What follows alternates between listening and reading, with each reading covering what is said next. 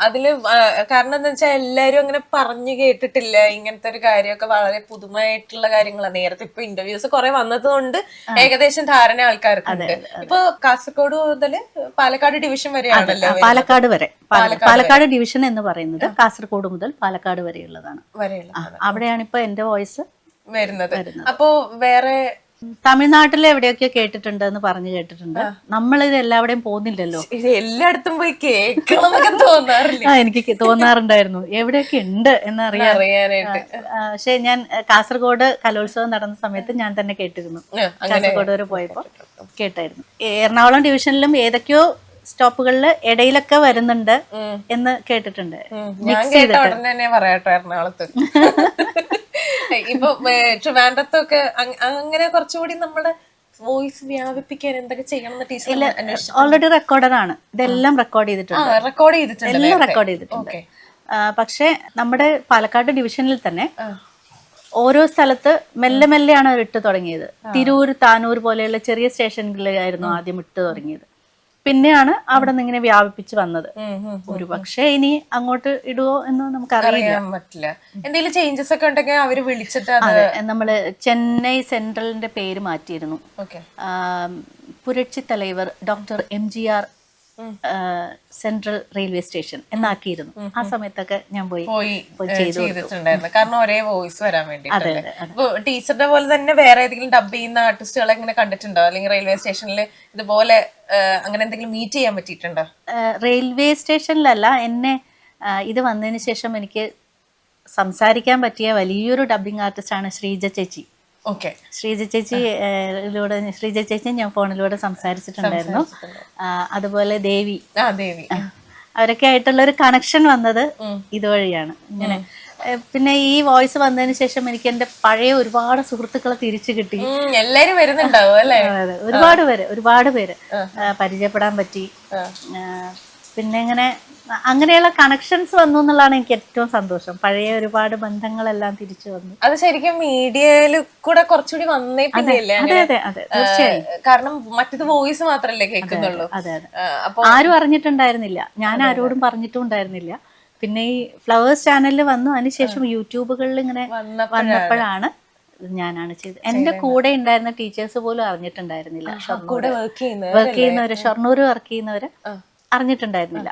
പിന്നെ ഇങ്ങനെ ഫ്ലവേഴ്സ് ചാനലിൽ വരുന്നതിന് മുമ്പ് പത്രത്തിൽ വന്നിട്ടുണ്ടായിരുന്നു, മലയാള മനോരമയിൽ ഉണ്ടായിരുന്നു. ആ സമയത്ത് എപ്പോഴാണ് ഞാനിങ്ങനെ ഞാനാണ് കേട്ടോ എന്ന് പറഞ്ഞത്. പിന്നെ സത്യം വെറുതെ എന്തേലും പറയണ്ട, അവരങ്ങനെയായിരുന്നു പ്രതികരിച്ചത്. ഇപ്പൊ ഈ മീഡിയ വഴി വന്നേ പിന്നെ ഒരുപാട് പേര് ഇങ്ങനെ അറിഞ്ഞു തുടങ്ങിയപ്പോഴേക്കും അവിടെ ഇവിടെ ഒക്കെ പോയ ഒരു ചെറിയൊരു സെലിബ്രിറ്റി സ്റ്റാറ്റസ് ഒക്കെ ആയില്ലേ ഒക്കെ എൻജോയ് ചെയ്യുന്നുണ്ട്. അല്ല ആരെങ്കിലും ഒക്കെ ഇങ്ങനെ പറയുമ്പോ. കാരണം എന്താന്ന് വെച്ചാൽ ഈ ഡബിങ് ആർട്ടിസ്റ്റ്, നമ്മുടെ ആക്ട്രസ് എന്നൊക്കെ പറഞ്ഞാൽ നമുക്ക് ഇങ്ങനെ കണ്ടു പരിചയമുണ്ട്, അറിയാം, അങ്ങനെയൊക്കെ ഉണ്ട്. പക്ഷെ അതിന്റെ പുറകിൽ നിൽക്കുന്ന ആൾക്കാർ എന്തോരം അതിനു വേണ്ടി പണിയെടുക്കുന്നുണ്ട് എന്നുള്ളത് വേറെ തന്നെ കാര്യമാണ്. കാരണം അഭിനയിക്കുകയാണെന്നുണ്ടെങ്കിൽ അതിന് അത്രയും ഇമോഷനും കാര്യങ്ങളും ഒക്കെ കുറച്ചുകൂടി ഡെപ്തിൽ കൊടുക്കണം എന്നുണ്ടെങ്കിൽ അത് ഡബിങ് ആർട്ടിസ്റ്റിനാണ് കഴിയുള്ളൂ. ആ ഡബ് ചെയ്യുന്ന ടൈമിലാണ് അതിനകത്ത് ജീവൻ കൊടുക്കാൻ പറ്റുള്ളൂ. തീർച്ചയായും ഒരു അഭിനേത്രി അത്ര അങ്ങോട്ട് അഭിനയിക്കാൻ പറ്റിയില്ലെങ്കിലും അവർക്ക് ഡബിങ് ആർട്ടിസ്റ്റിന് അത് മേലേക്ക് കൊണ്ടുവരാൻ പറ്റും. ദേവി ചേച്ചിയുടെ ഒക്കെ ഓരോ കാര്യങ്ങളും, എന്താ പറയാ, അവരുടെ ഓരോ ഡബിങ് സ്റ്റൈലും കാര്യങ്ങളും ഒക്കെ. അപ്പൊ ടീച്ചർ ഇങ്ങനെ നോക്കി കാണാറുണ്ടോ? ഓരോരുത്തർക്കും ഓരോരോ പ്രത്യേകതകൾ ഉണ്ട് എന്നുള്ള രീതിയിൽ. അത് ടീച്ചർക്ക് എങ്ങനെയാ തോന്നിയിട്ടുള്ളത്? ശ്രീജ ചേച്ചി എന്ന് പറഞ്ഞാൽ എന്താ പറയാ, എന്തും വഴങ്ങുന്ന ഒരാളാണ്. എന്തും വഴങ്ങുന്ന, കുഞ്ഞുങ്ങളുടെ ശബ്ദമായാലും എന്തായാലും വഴങ്ങുന്ന ഒരാളാണല്ലോ ശ്രീജ ചേച്ചി. ദേവി എന്ന് പറയുന്നത്, ഞാൻ ഒരു കുടയും കുഞ്ഞു പെങ്ങൾ എന്ന് പറഞ്ഞൊരു സീരിയൽ ഉണ്ടായിരുന്നു പണ്ട് ദൂരദർശനില്. അന്ന് മുതൽ ഞാൻ ആരാധിക്കുന്ന ഒരാളാണ് ദേവി. ആ ശബ്ദവും ആ എന്തോ അവരുടെ അഭിനയവും ഒക്കെ എനിക്ക് ഇഷ്ടമായിരുന്നു. അപ്പം ശ്രദ്ധിക്കും, എല്ലാവരുടെയും ശബ്ദങ്ങളും അവരുടെ മോഡുലേഷനും ഒക്കെ ശ്രദ്ധിക്കാറുണ്ട്. ഒന്ന് ഞാൻ നേരത്തെ പറഞ്ഞല്ലോ, എനിക്ക് ഈ മേഖലയോട് ഭയങ്കര ഇഷ്ടമാണ്. പിന്നെ ആറാട്ട് സിനിമയില് അതിലുള്ള ഒരു ട്രെയിൻ അനൗൺസ്മെന്റ് ഞാനാണ് ചെയ്തത്. അത് എന്നെ കൊണ്ട് ചെയ്യിക്കാൻ വേണ്ടിയിട്ട് സ്ക്രിപ്റ്റ് എനിക്ക് അയച്ചു തന്നിട്ട് ഞാൻ ചെയ്യുമായിരുന്നു. ഇവിടുന്ന് ചെയ്ത് അയച്ചു കൊടുക്കുക ചെയ്ത് ചെന്നൈയിലോട്ട്.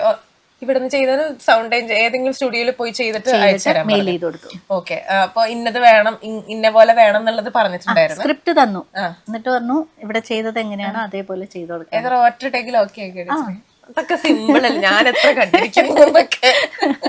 ഇനി നമുക്ക് വേണ്ടി ഒരു പാട്ടും കൂടെ പാടിയിട്ട് ടീച്ചർ വീണ വായിക്കൂട്ടോ, അതും കൂടെ നിങ്ങളെ കേൾപ്പിച്ചു തരാം. അതും കൂടെ കേൾപ്പിച്ചിട്ട് ഞാൻ പോളൂ ഇവിടെ. ഞാൻ എഴുതിയ പാട്ട്, എഴുതി കമ്പോസ് ചെയ്ത പാട്ട്. മഴമേഘമേ പൊഴിയാതെ പോകയോ, മഴമേഘമേ പൊഴിയാതെ പോകയോ, ഉണരാൻ കൊതിച്ചു ഞാൻ കാത്തിരുന്നു, നീ തഴുകുന്നൊരോർമ്മയിൽ മയങ്ങിടുന്നു, മഴമേഘമേ പൊഴിയാതെ പോകയോ, മഴമേഘമേ പൊഴിയാതെ പോകയോ. അടിപൊളി. ഇനി സിനിമയിലേക്കൊക്കെ പ്രതീക്ഷിക്കാമോ നമുക്ക്? ഇങ്ങനെ വിളിച്ചാ പോവും, വിളിച്ചാ ഞാൻ പോകും. എനിക്ക് അത്രയല്ലേ പറയാൻ പറ്റുള്ളൂ. നമ്മളെ അങ്ങനെ ഹോൾഡുകൾ ഒന്നും ഇല്ല, അങ്ങനെ അങ്ങോട്ട് പോയി പറഞ്ഞ് ചെയ്യാനൊന്നും നമുക്ക് അറിയില്ല. നമുക്കുള്ളതാണെങ്കിൽ നമ്മളെ തേടി വരുന്നു. അതെ, അത്രേ ഞാനും പ്രതീക്ഷിക്കുന്നുള്ളൂ. നമുക്കുള്ളതാണെങ്കിൽ നമ്മളെ തേടി. അതെ. ഓക്കെ, നമുക്ക് ആ വീണ തീർച്ചയായും.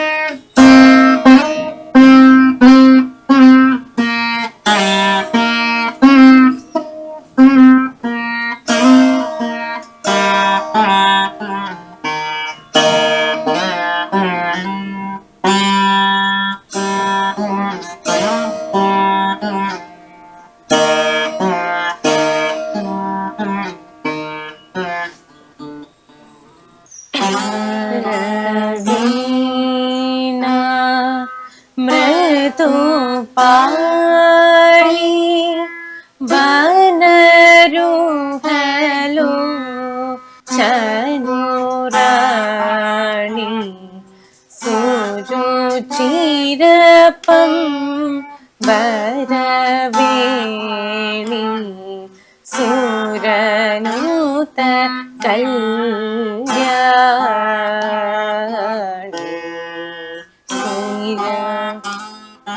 ശുഭ ഗുണലോല നിരത ജയ പ്രദശീല വരദ പ്രിയ രംഗനായകി വാഞ്ചിത ഫല സന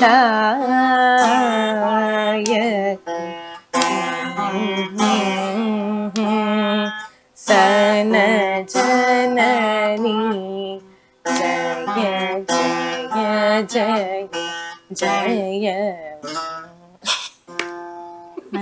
എന്റെ ടീച്ചർമാരൊന്നും കേൾക്കണ്ടോ? അപ്പൊ ടീച്ചറെ ഒരുപാട് നന്ദി.